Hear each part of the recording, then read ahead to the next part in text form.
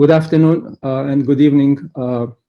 My name is Ghazarian. I am the curator of the Armenian Cultural Foundation in Arlington, Massachusetts.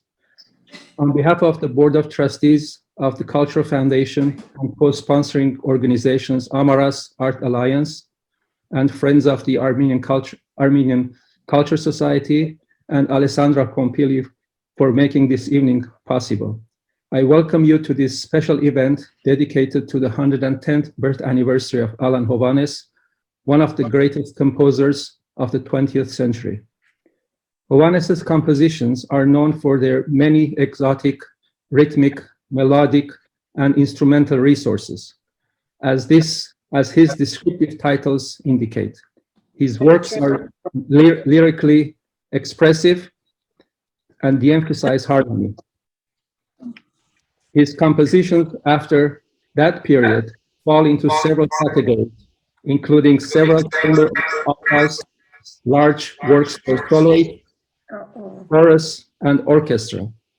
His instrumental works range from keyboard and chamber music to more than 66 symphonies and many other orchestral compositions, scores for films, etc. Significant archives of the Hovhaness materials comprising scores, sound recordings, photographs, and correspondence are located at several academic centers, including Harvard University, University of Washington, the Library of Congress in Washington, D.C., Yerevan State Museum of Arts and Culture in Armenia. The Armenian Culture Foundation in Arlington, Massachusetts is proud to house one of the largest archives on Alan Hovhaness in the world, which is available for academic researchers and musicologists. Now, without further ado, I'd like to invite Dr. Jack Johnston for his remarks on this special occasion. Dr. Johnston, longtime resident of Arlington, is perhaps the only person who has known Alan Hovhaness and his family in person since his childhood, growing up in the same neighborhood in the shadow of the Hovhaness's family and house. He will share some of his recollections of the Hovhannesses with them and the family to this day. Before we continue, I would like to ask the audience and the spectators to mute their computers so there won't be any interferences and also any private conversations that you may have from your end. Thank you. Dr. Johnston. Thank you, Ara. Alan Hovhaness, Czech Marchin, and his father, a chemistry professor at Tufts College, were next door neighbors to my family. They lived at number 5 Blossom Street, and we lived at number 9 in Arlington, Massachusetts. Alan's mother had passed away 5 years before I was born. My lengthy relationship with the family continues even after Alan's death with his devoted wife, Hinako. She and I talk at least monthly by telephone. In the late 1930s and early 40s, Alan came to our home on a regular basis to teach my 2 older sisters, one on the piano and the other on violin. The pianist became quite accomplished under Alan's tutelage, and for several years, Alan sent her handwritten copies of his latest compositions. The violin playing sister lost interest early and mercifully gave it up. My father told Alan it was like listening to her strangling a cat, and Alan agreed to that. Along with our neighbors, my family was well aware of Alan's musical talent. In good weather, he would give his Sunday afternoon 3 window concerts for the neighborhood. He would open the 3 living room windows facing his front porch, and then he would play at the grand piano, which was the only thing in the living room, other than the bench and a large photograph of his mother, which hung on the wall next to the piano. He played the standard classics, his own compositions, and he always concluded the concert with 2 or 3 popular tunes, which he knew the neighbors would enjoy.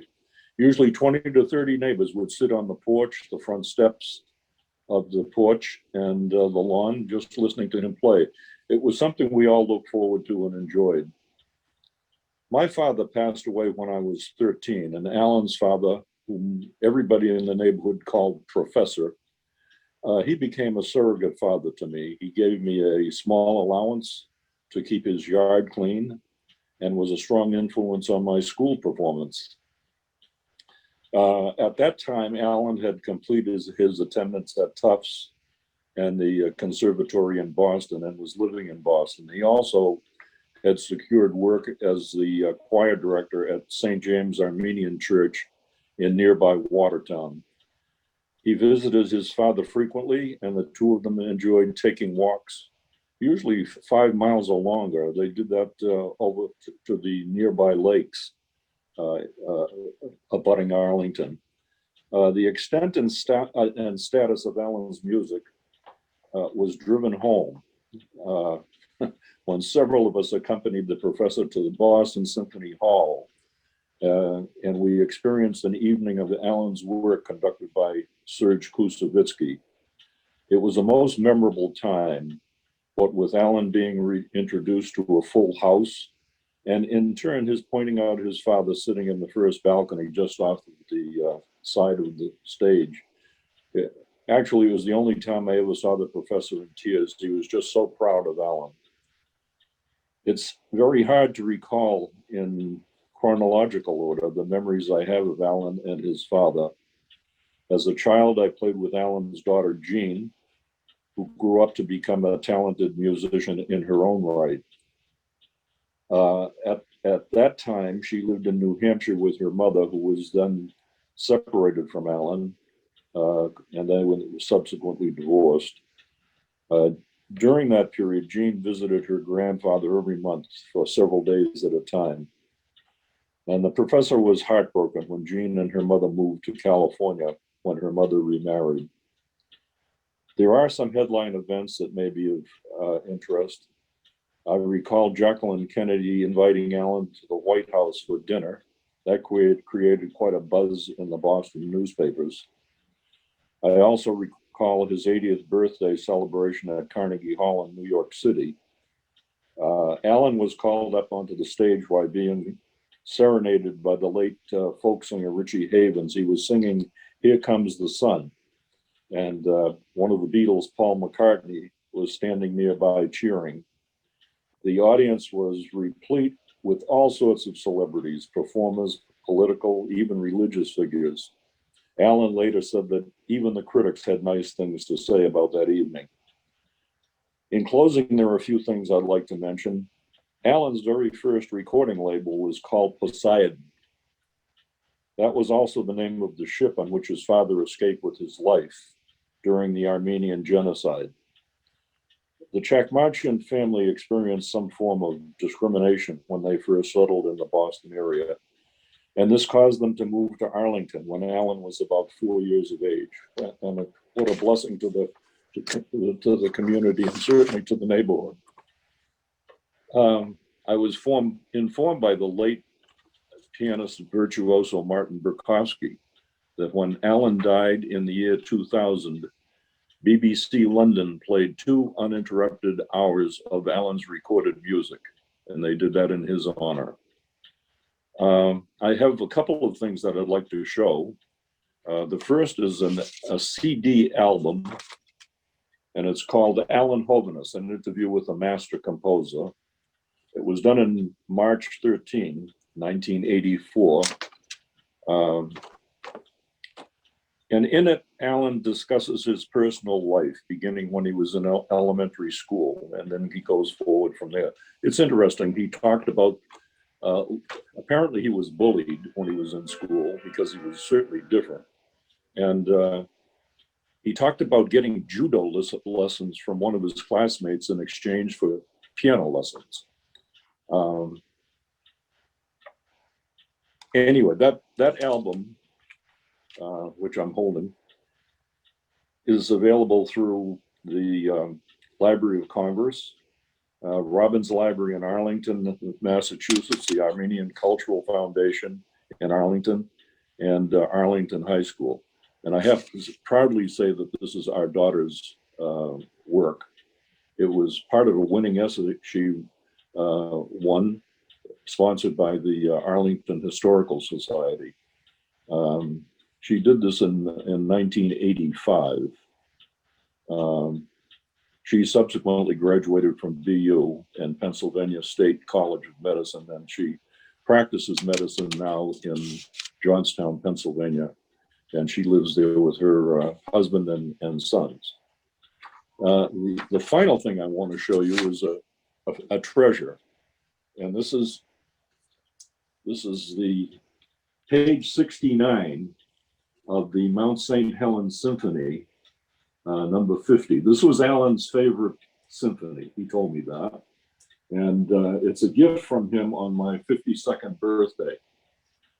And it says as much on the back of the tube: my Arlington neighbor and lifelong family friend. So if anybody wants to see that there, they can find their way to Wachusett Avenue in Arlington. I'd be glad to show it to them. And I think that concludes my remark. Thank you. Okay. Thank you, Dr. Johnston. Thank you. Now let's probably start with our first musical piece for this afternoon. It's called Yeraz, which means dream in Armenian. One of Alan Hovhaness' pieces, which is played by Levon Chilingirian, the founding member of the world-famous Chilingirian Quartet, faculty member and chamber music artist in residence at the Royal Academy of Music, and professor of violin and chamber music at the Guildhall School of Music and Drama, both in London. Please enjoy.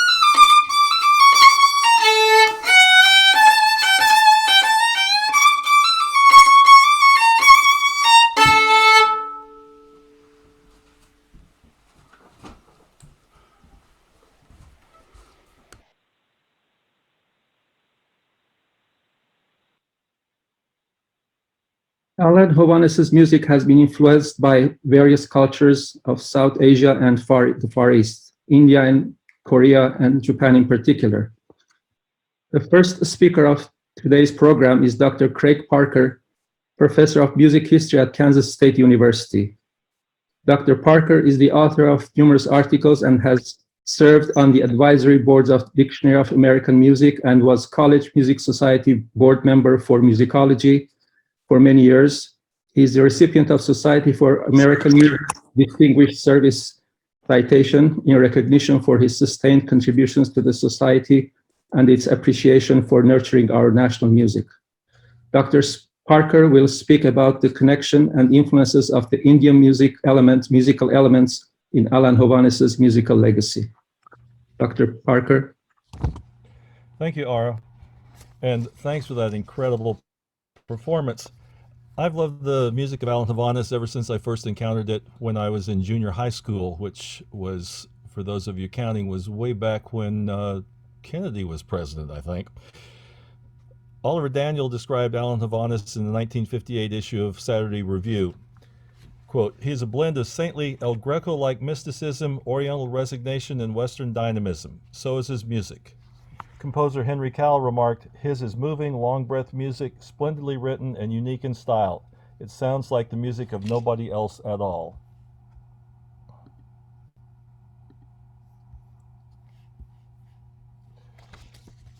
Hovhaness's mature compositional output of 434 opus numbers includes 67 symphonies, 12 operas, and 6 ballets.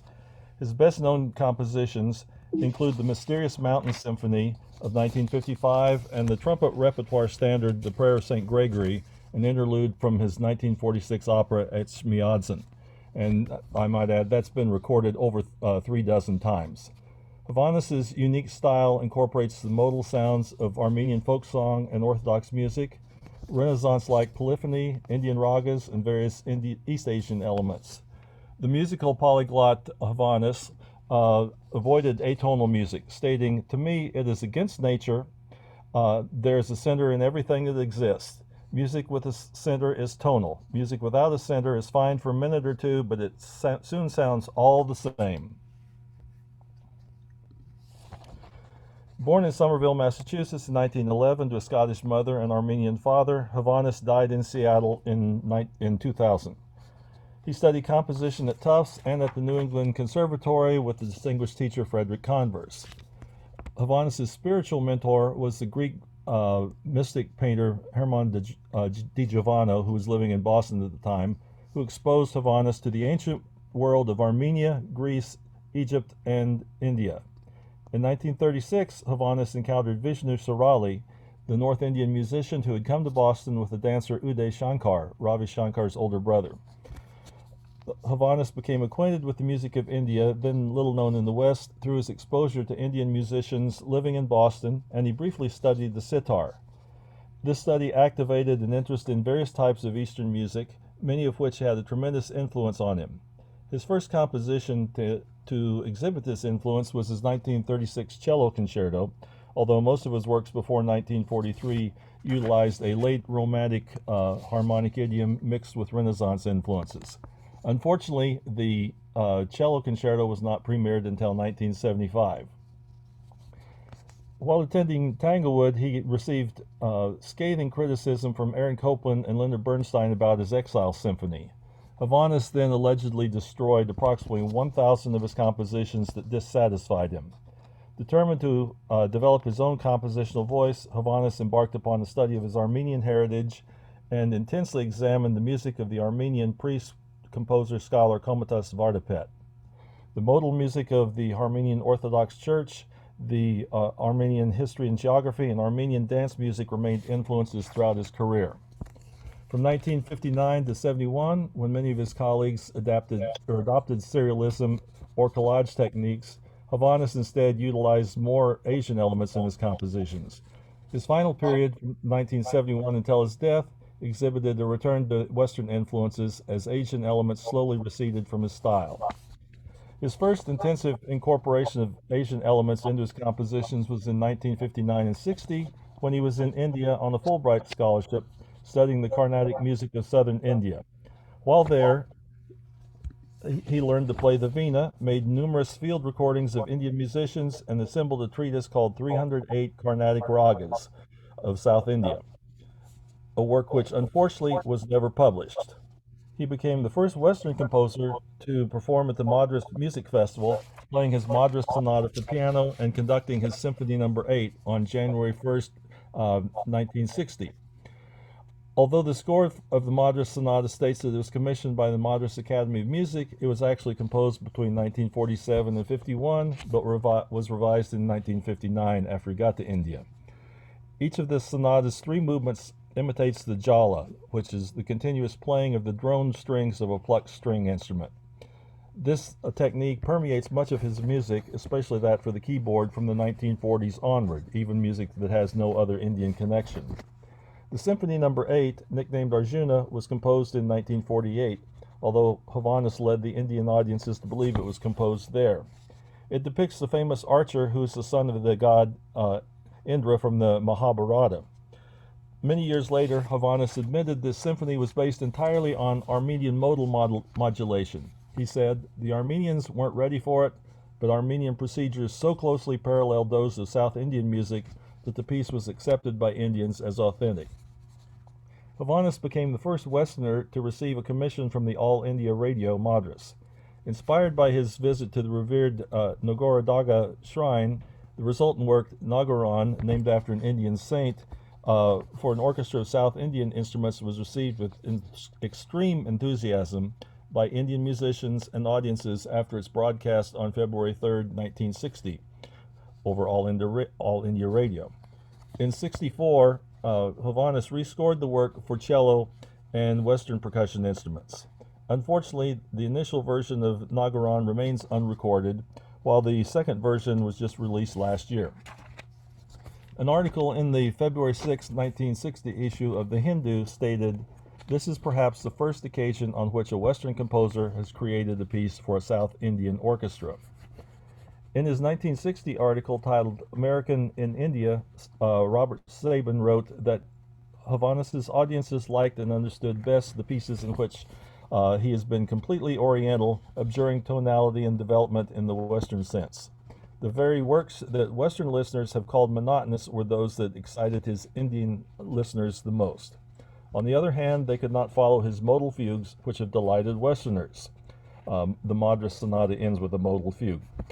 During his concerts in Madras, Hovhaness also improvised on Carnatic ragas, leading one of the Indian musicians to proclaim to him, quote, "You are a priest of music," unquote.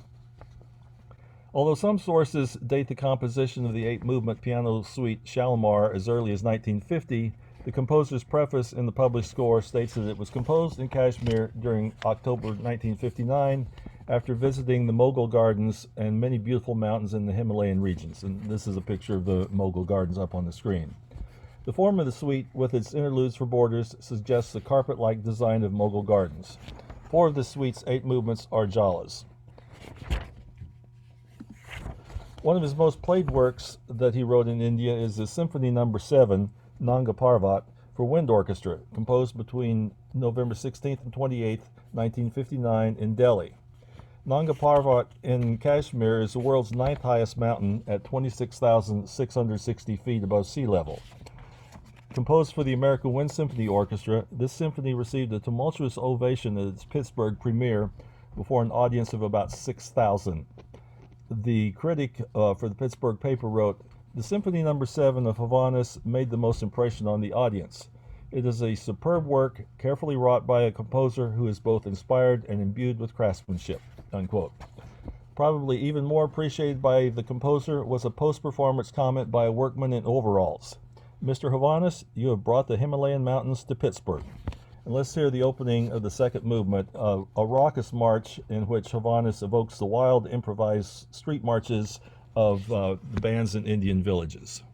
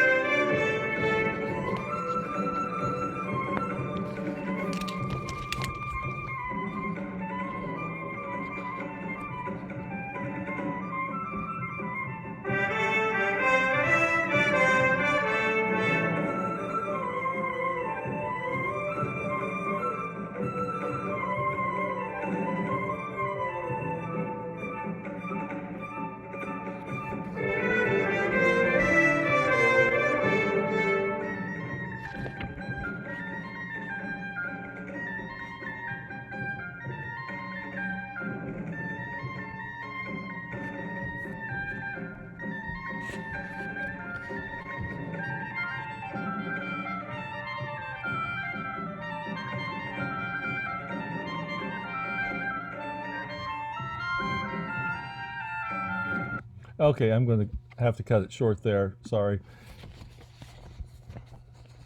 That recording was by Keith Bryan and the Trinity College Wind Orchestra and is available on Noxus Records along with several of his other symphonies for wind orchestras.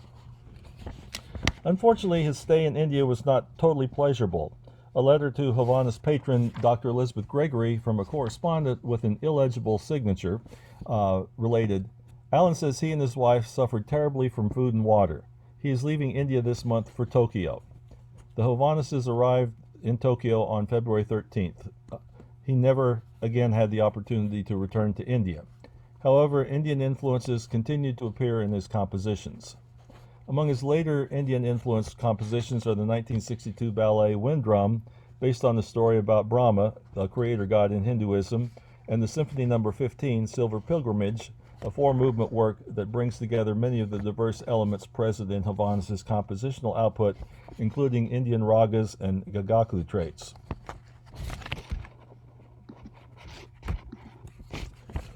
Hovhaness' last symphony to be devoted exclusively to an Indian theme is his 19th, subtitled Vishnu, commissioned and premiered by the New York Philharmonic under Andrei Kostelanetz in 1966. Hovhaness wrote that, quote, "The symphony suggests the concept of the circulation of divine energy throughout the universe," unquote. By the late 60s, the sound of the sitar had entered popular Western culture through its use by the Beatles, the Rolling Stones, and others. Ravi Shankar and the American-born violinist Yehudi Menuhin collaborated on 3 highly popular West Meets East albums, the second of which won a Grammy. In 1969, Hovhaness wrote a single-movement, 45-minute-long double concerto for these performers, entitled it Shambhala. In Tibetan Buddhism and Hindu traditions, Shambhala, also known as Shangri-La, is a mythical kingdom hidden in Inner Asia. Even though Hovhaness was friends with both of these musicians, they never performed it. It was not premiered until it was broadcast in May 2007 on the radio show Classical Discoveries, hosted by Hovhaness enthusiast, the virtuoso pianist Marvin Rosen. Other Hovhaness works with overt Indian connections include 2 1973 piano trios, Tumbura, which takes its name from the best singer of the Indian gods, and Varuna, named after the Hindu god of water and of the celestial ocean, as well as the god of law of the underwater world.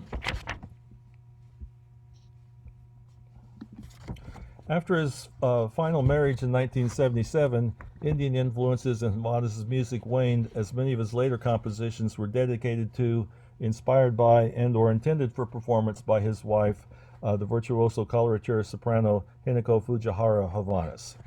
Representative of these works is his Symphony No. 38, subtitled My Soul is a Bird, from 1978, which includes Japanese-like melodies, Indian ragas, Armenian liturgical modes, and the rare use of sonata allegro form.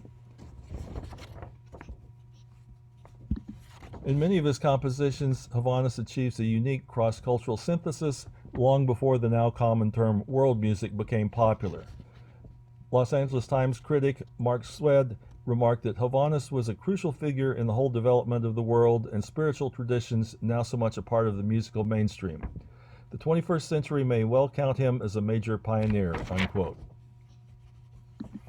After Hovhaness's death, conductor Gerard Swartz remarked, "He wasn't an innovator like Stravinsky or Schoenberg. He wasn't trying to change the world, he was trying to add beauty and sensitivity to the world." Let's enjoy some beautiful music by Alan Hovhaness today. Thank you very much for listening. Thank you, Dr. Parker. Thank you.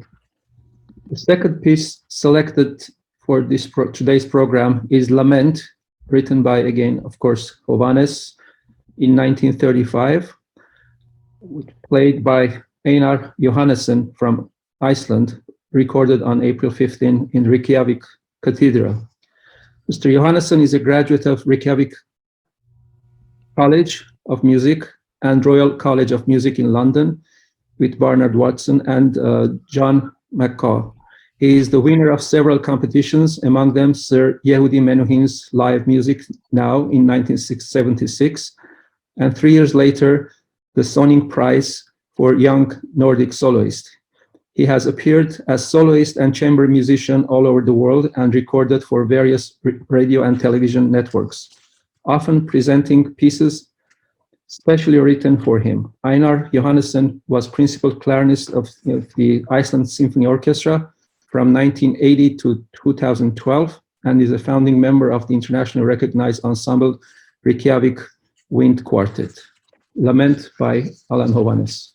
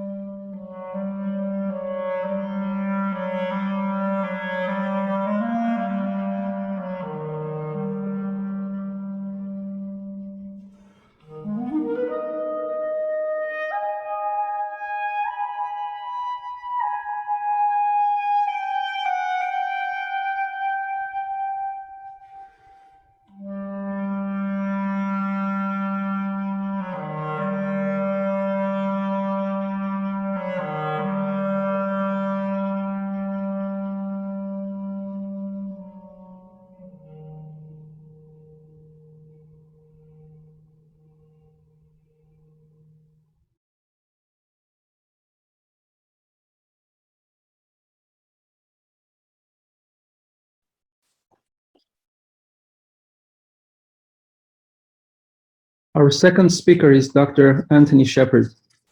Dr. Sheppard is Marilyn and Arthur Levitt Professor of Music at Williams College. He is the author and editor of several books and articles and has served as the editor-in-chief of the Journal of the American Musicological Society and is currently series editor of the AMS Studies in Music. Hovhaness's interest in Japanese culture and music, particularly traditional genre of gagaku and no, is evident in his works he composed from 1950s to 1980s. In the post-war period, numerous European American composers became interested in Japanese music. Hovhaness stands out in this group through his dedication to learning to play several Japanese instruments and is in his prolific compositional response, evident in his works for Japanese instruments and in his adoption of Japanese stylistic features in orchestral and theatrical compositions. Dr. Sheppard. Thank you. Thank you very much for inviting me to share a bit of my research this afternoon. So in the 1950s and 60s, as Ara just mentioned, many European and American composers became interested in Japanese music, and particularly in the most refined and elite traditional genres of no theater and gagaku, the ancient ensemble music of the imperial court. These composers included Henry Cowell, Benjamin Britten, Olivier Messiaen, Pierre Boulez, Karl-Heinz Stockhausen, and Roger Reynolds, as well as several prominent jazz musicians who toured Japan as cultural ambassadors for the State Department, such as Dave Brubeck and Herbie Mann. Alan Hovhaness stands out in this group through his dedication to learning to play multiple Japanese instruments and in his prolific compositional response, evident in his adoption of Japanese stylistic features in numerous orchestral and theatrical works. Hovhaness first traveled to Japan, as we heard, in 1960, and returned on a Rockefeller grant to study gagaku in 1962-63 at the Imperial Household Music Department. He had been interested in Japanese music and culture for some years prior to his first trip and studied gagaku performance while serving as composer in residence at the University of Hawaii in 1961-62. In his initial letter to the Rockefeller Foundation, Hovhaness declared, quote, "I feel that I may be particularly adept in enriching Western musical techniques with principles and concepts derived from Japanese classical music." Following up on this grant request, Hovhaness explained, quote, "I want to study the modes of bunraku and no, so that I may incorporate these principles in my own music and also in my future teaching and experimentation. In connection with this study, I wish to learn to play some Japanese instruments, which I wish also to incorporate later in orchestras of Western instruments." Hovhaness was a devoted student of gagaku in the early 1960s, learning to play the hichiriki and the sho in particular. In Hawaii in June 1962, he wrote that he was studying 6 Japanese instruments and that he could already play the sho and hichiriki in public, and that playing and composing for these, quote, "is a glorious experience. My wife and I play ancient Japanese gagaku music every night."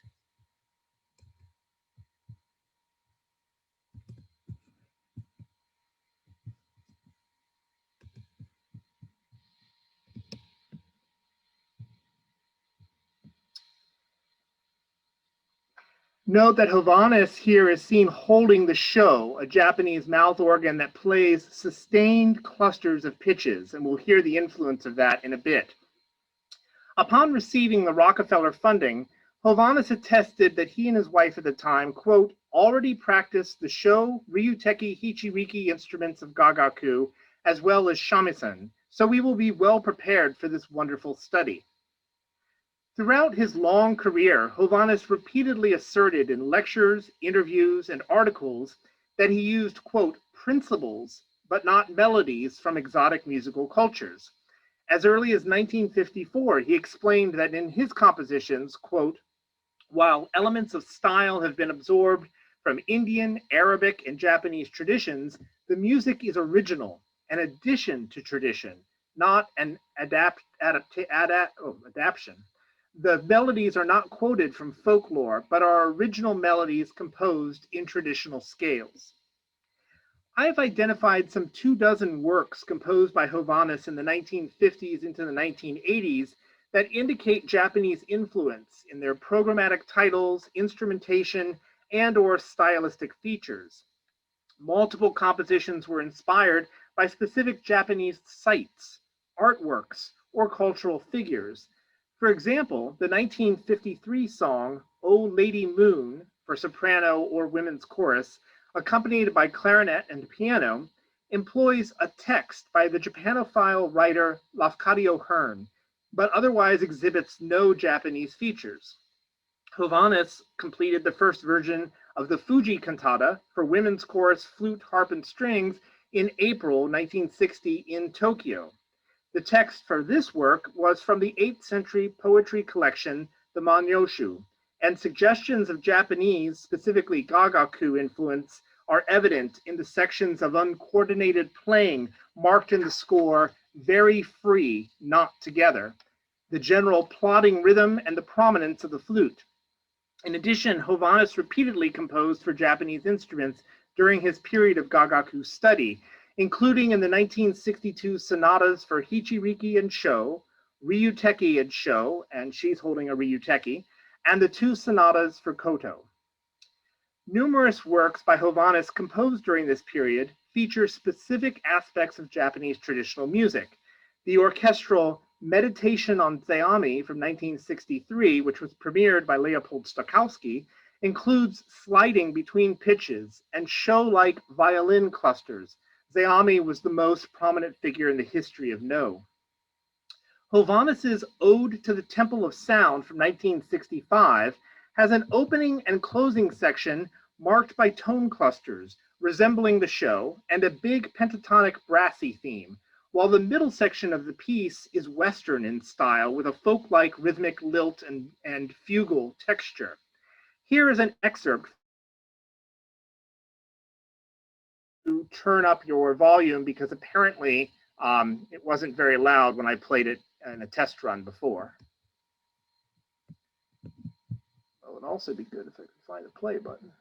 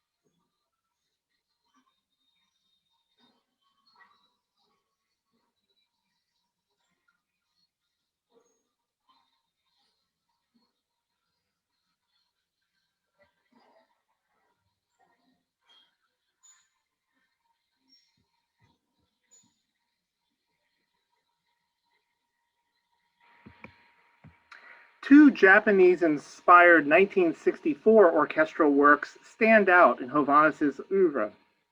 Floating World, Ukiyo Ballad for Orchestra, was commissioned by Andrei Kostelanetz for the New York Philharmonic and was intended, according to a note in the score, to express, quote, the old Japanese Buddhist concept of uncertainty, change. The piece includes some typical stylistic features that Hovhaness celebrated in Gagaku, including those pitch clusters resembling the show that we heard, planned chaos sections, and sliding tones. The Utah Desert News review of the premiere noted, quote, from the opening bar, Floating World seemed so authentically Japanese that this department half expected to see Maestro Kostelanetz conduct in a ceremonial kimono.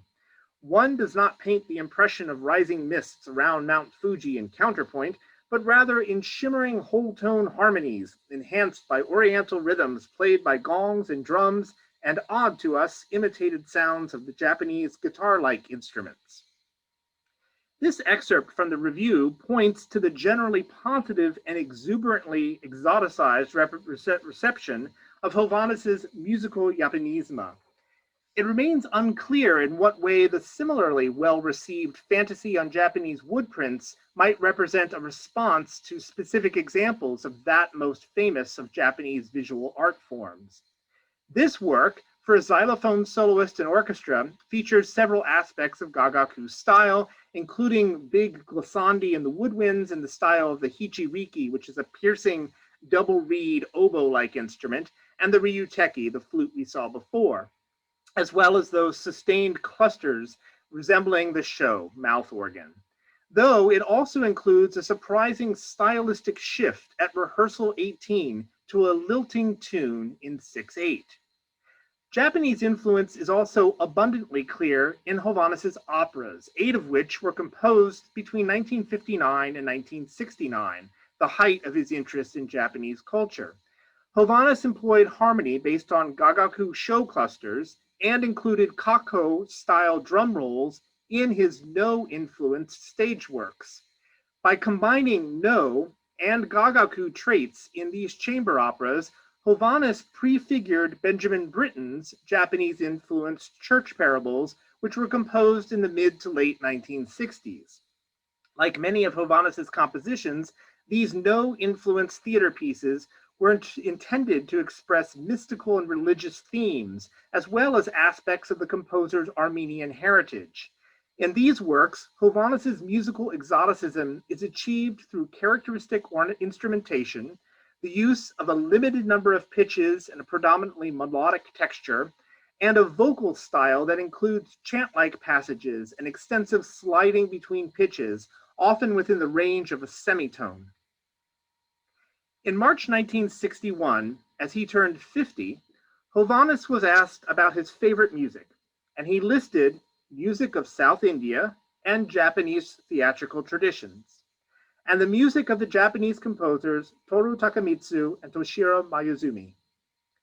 Throughout much of his career, Hovhaness adopted a syncretic approach to incorporating various Asian music influences. Like the French composer Messiaen, Hovhaness sought to combine detailed aspects of Indian and Japanese music. Whereas Messiaen employed Indian rhythms with Gagaku textures and timbres, Hovhaness composed melodies based on Indian ragas in works for Gagaku instruments, harmonies, and temporal features. Hovhaness's Symphony 17 from 1963 for flutes, trombones, and percussion offers an example of this syncretic approach. He referred to the piece as a neo-Gagaku, or a neo-Korean aak work, that employed individual Indian ragas for each movement. The 6 flutes create a sho sonority, but they use the pitches of the raga, Indian raga scale, and near the end they play in a canon in a free rhythm. Hovhaness described one section of the symphony as resembling Indonesian gamelan music. Are you keeping up with this? India, Korea, Japan, Armenia, and Indonesia. And explained that he decided to score for metal percussion instruments because he had been commissioned by the American Metal Association. Hovhaness exhibited an intense desire to convey religious expression through his music and turned to these exotic musical traditions to serve these spiritual aspirations. Much of his mysticism was rooted in his explorations of his Armenian heritage. However, he found the music of South and East Asia equally stimulating in spiritual terms. As he wrote in 1960, quote, "The music of India, especially South India, also ancient Japan, cannot be separated from religious thought and feeling. I am searching for many things which the West and modern thought have lost, but which still remain in the East, although these things are hidden from all tourists." Hovhaness, though far from alone in the mid-20th century in his interest in Japanese traditional music, forged his own unique artistic path to Japan in this spiritual cum musical quest. Thank you. The last piece for tonight's program is from Greek Rhapsody by Hovhaness, played by Alessandra Pompili. This piece was written in 1944.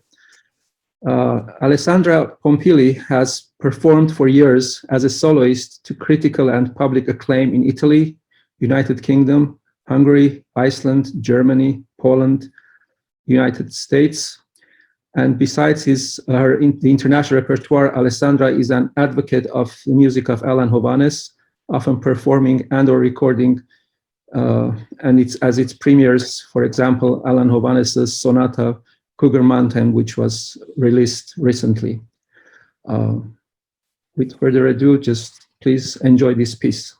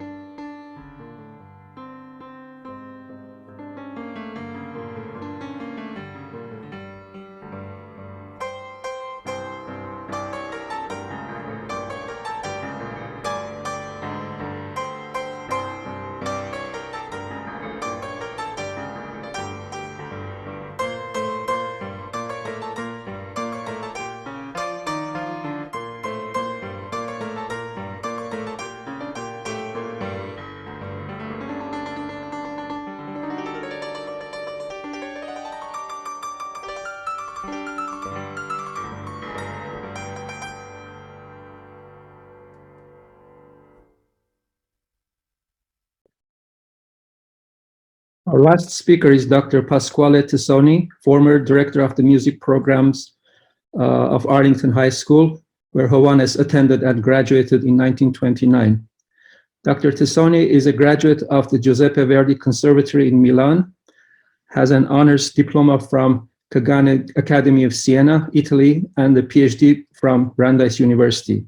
He has composed a number of pieces, among them an opera, which have been performed on major stages. Dr. Tassone is the winner of a number of national and international awards. Dr. Tassone. Yes, go ahead, please. Sorry. I said that I wanted to first of all, thank Alessandra and Ara for putting this wonderful program together. I didn't expect so many illustrious people to be before me here. It's wonderful to hear all these voices and see some familiar faces. I'm going to just talk briefly about my kind of anecdotal association with Alan Hovhaness, which came about mostly because I happen to have grown up in the same town where Alan Hovhaness grew up, and I graduated from the same high school only 39 years later, 39 years after Alan Hovhaness. While I was in college as an undergraduate in the late 60s, early 70s, I must have known that Alan Hovhaness was a famous composer, or at least an important composer, because I remember playing in the percussion section of one of my ensembles as an undergraduate. The conductor handed out the piece that was mentioned earlier by Dr. Parker, I believe, the Nanga Parvat. And I remember saying to the conductor that the man who composed this went to my high school, and he was incredulous. He said, "You're kidding." And the reason I mention this is that even within Massachusetts, we have this fabulous composer and this very famous composer, but unless you were really into the classic music world, or you sort of went after this type of music, many people didn't know much about Alan Hovhaness. I dare say that today he is much better known than he was 50 years ago, at least from my recollection and my experience. After graduating, I managed to get a job teaching actually in the same school system, in the same from which Alan Hovhaness graduated as well. And in March of 1974, I had just been teaching a year or so. I was teaching music, and I remember that my boss at the time decided it would be a great idea to invite Alan Hovhaness back for a festival of his music right at the high school from which he graduated.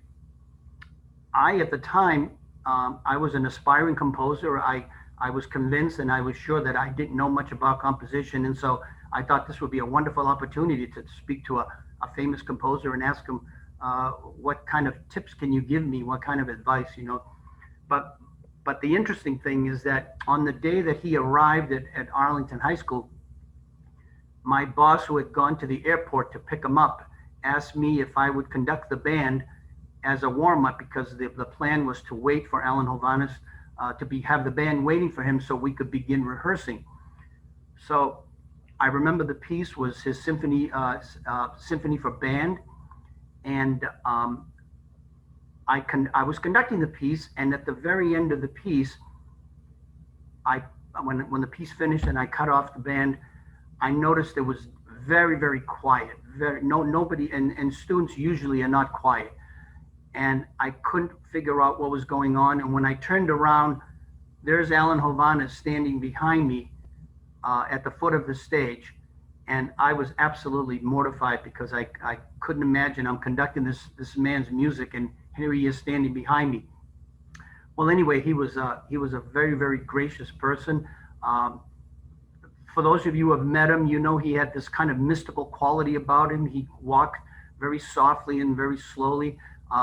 My other image of him was in the next room. The chorus was preparing one of his works, and the piece. I can't think of the name of the piece right now, but I do know it required a harp, and we did not have a harp player for that rehearsal. She was going to come in later on, And I remember Alan Hovhaness simply walking over to the grand piano and just without even interrupting the students or the conductor, he simply sat down and just picked up where they were and began playing the harp part on the grand piano.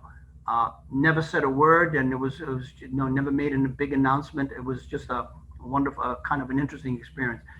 And then later on in the day, we actually took him. I went to lunch, not just I mean, I was really literally hanging on because I was just so excited that this world famous composer was there. And we took him to a local restaurant, right, not far from the high school actually, and we had lunch. I can tell you that Alan Hovhaness had the veal parmigiana. He thought that was very delicious, and I believe the restaurant is still there.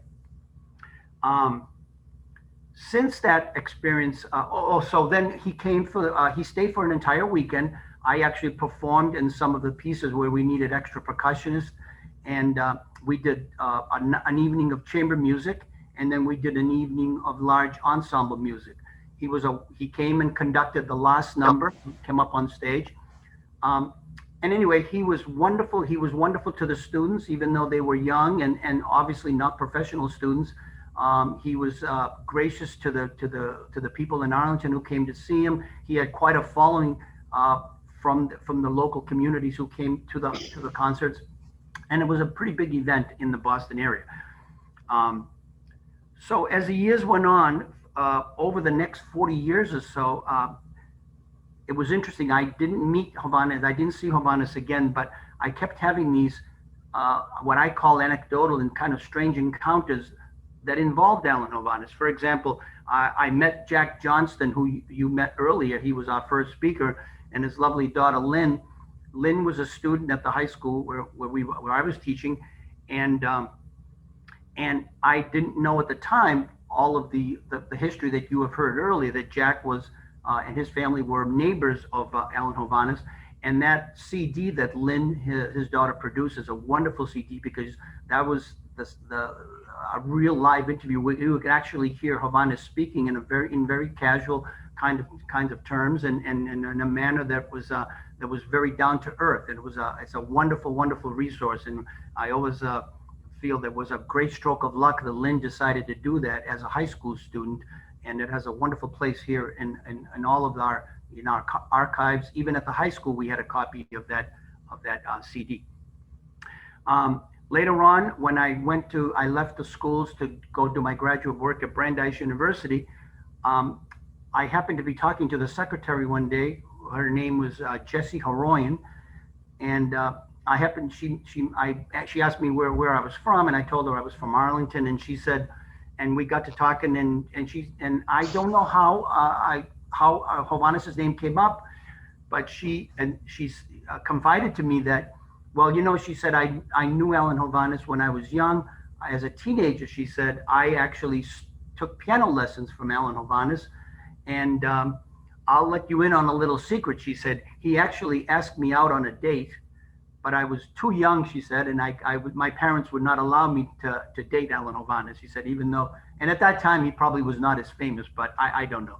Anyway, and then finally, in these strange anecdotes, fast forward probably 20 years, in the early 2000s, I was at my dentist office of all things, and my dentist was a famous, really well-known surgeon in the area, Dr. Ghazarian, and we were talking, and he knew I was a musician, and we were talking, and I told him about Alan. Oh, I said, we must be very proud of Alan Hovhaness. I said, all Armenians know of Alan Hovhaness, and he had this kind of wry smile on his face, and he said, I'll tell you a little story. He said, when Alan Hovhaness was organist at St. James Church, he said, we belonged to that church. We went to that church, and my father, he said, was in charge of the music or entertainment, and he said he used to hire Alan Hovhaness to do performances in addition to his church services.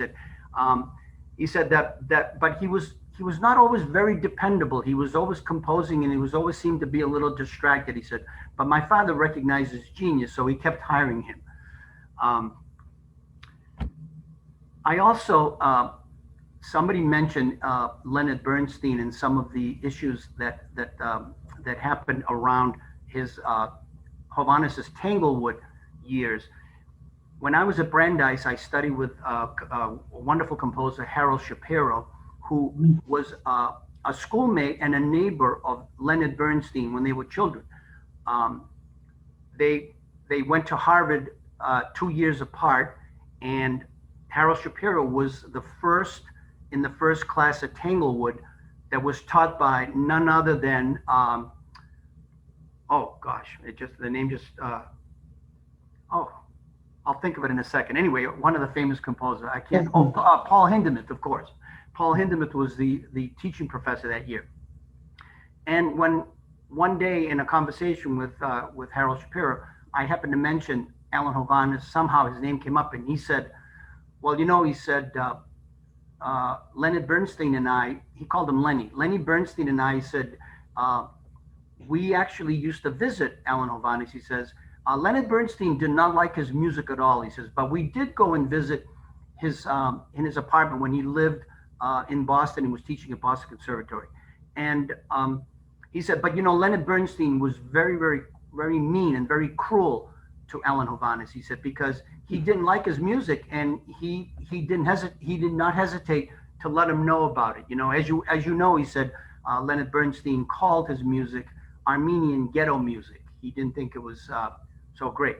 And he also mentioned to me the story of Hovhaness leaving Tanglewood because he did not feel appreciated there. And if we know the story of Tanglewood around those years, his music would probably not have been very welcome there because there were a lot of people writing quote unquote avant-garde music at the time. Well, finally, in 2009, with Jack Johnston and Robert Myrack and several others, I was on a committee where we decided to do some sort of celebration as a memorial for his centennial, and there was a picture earlier. There was a big stone with a plaque on it. That was our project. We decided we would like to have that something in the town of Arlington. And that stone was put right in the center. We raised funds for it, and then, and I was asked to write a piece for the concert, and I actually looked at a lot of his music. I had looked at a lot of music before, but this time I really wanted to see, because I wanted to call the piece Homage. With I'm sure, I hope I pronounce it correctly. It's Zon in Armenian, I was told, and that is the name of the piece. It's a marimba concerto, and at the time, I decided that I could pay him more homage or a lot of homage by stealing some of his ideas. So for example, in the piece, I do one of his favorite techniques was the senza misura technique, where he simply gave the pitches and allowed the musicians to invent their own rhythms, you know, sort of a John Cage type of technique. And I use that you know, I use that without hesitation, and I'm sure he wouldn't mind. I use that in the piece. And I was also very fortunate living in Arlington at that time to have a wonderful marimbist, Sylvie Zakarian, who I thought I saw a Sylvie's phone earlier. So she may actually be listening. I hope she is. Sylvie is a wonderful marimbist, Armenian from by way of Bulgaria, and also the Royal College of Music in London, where she finished her studies. She came to Boston for a master's at Boston Conservatory, and she actually was a neighbor of mine when I lived in Arlington. I don't live in Arlington any longer, and which is also close to the Armenian Foundation. Well, Sylvie agreed to be soloist in this piece, and originally I wrote it for strings and marimba, and then 2 years ago in 2019, she also premiered the full orchestral version with the Reading Symphony, and that was a wonderful tribute from me to the memory of Alan Hovhaness.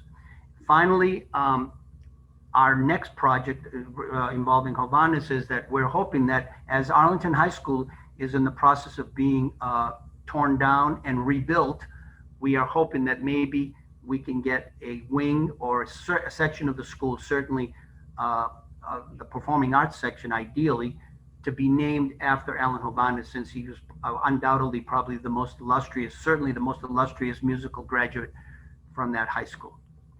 I thank you all. Thank you for listening. And I thank you for making me a part of this, Alessandra. I look forward to more wonderful things in the future. Thank you all. Thank you, Dr. Tassone, for your thoughts and remarks and memories of Alan Hovhaness. As our program comes to a close, I'd like to invite Alessandra for some closing remarks and her thoughts on Hovhaness and music and his music. Thank you very much, Ara. I would just like to say a few words, and I would like to start from a passage from the notes to Symphony 11, Opus 186, this symphony here, All Men Are Brothers, written in 1961. The first page of this score, Alan Hovhaness explains why he decided to entitle his piece All Men Are Brothers. This symphony is an attempt to express a positive faith in universal cosmic love as the only possible ultimate goal for man and nature. Let all unite in peace on our tiny planet, our floating village, our little spaceship, as we journey across mysterious endlessness. And almost 30 years before All Men Are Brothers, in an application for a Guggenheim Fellowship of 1941, Alan Hovhaness had presented his credo about what purpose music should serve. And about his own compositions, he wrote, I propose to create an heroic, monumental style of composition, simple enough to inspire all people. It is not my purpose to supply a few pseudo-intellectual musicians and critics with more food for brilliant argumentation, but rather to inspire all mankind with new heroism and spiritual nobility. This may appear to be sentimental and impossible to some, but it must be remembered that Palestrina, Handel, and Beethoven would not consider it either sentimental or impossible. In fact, the worthiest creative art has been motivated consciously or unconsciously by the desire for the regeneration of mankind. So writing music, and this is the mission of the composer, or performing music, and this is our mission, doesn't really satisfy a need for entertainment, but it's much more. So it should be an ethical act, an act that is inspirational and aspirational at the same time. Now, I do not know if Alan Hovhaness, when he mentioned Georg Friedrich Händel, I don't know whether he was thinking of the conversation that Händel had with a member of the aristocracy following the first London performance of his Messiah. So to a Lord Kindle that was congratulating him for the excellent entertainment, Händel replied, "My lord, I should be very sorry if I only entertain the people, because in fact, I wish to make them better." And I think that Hovhaness thought and perhaps composed along the same lines. Music is not just entertainment, but it's much more than that. And Hovhaness had the destiny of mankind very much at heart. More than once he spoke about dangers of present time, the danger of mankind running towards self-destruction. There is a 1971 interview that, if you want, is available on the website hovhaness.com, where you can read the following passage. The older generation is ruling ruthlessly. I feel that this is a terrible threat. It's the greed of huge companies, huge organizations which control life in a kind of a brutal way, and I hope something can be done about it. It's got worse and worse somehow, because physical science has given us more and more terrible, deadly weapons. So we are here 50 years after that interview, and those issues, the same issues, are still at stake for us. And this is why I think that Alan Hovhaness has to be celebrated, why he's so relevant, not only because of his wonderful music, but also for the ethical tension that he put into his compositions and for the role that music and art in general should play in our society. And but I've been talking for too long, and this is what unfortunately I always do. So before passing it back to Ara, I would just like to say that it has been a pleasure to have so many of you here to celebrate the 110th birthday of Alan Hovhaness.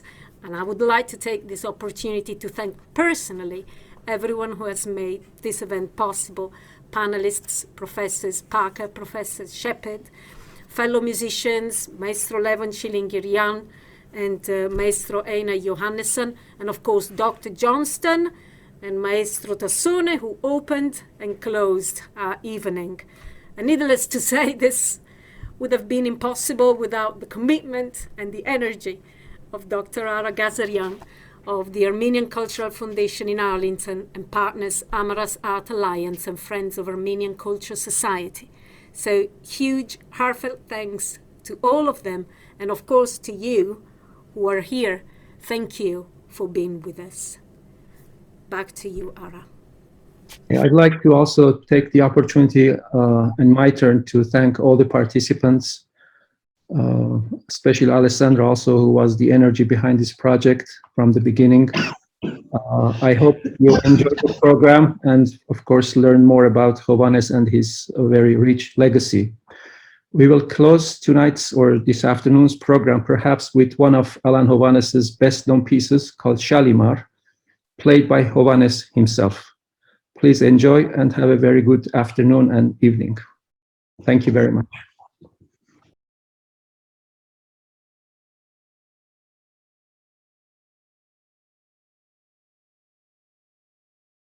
Thank you.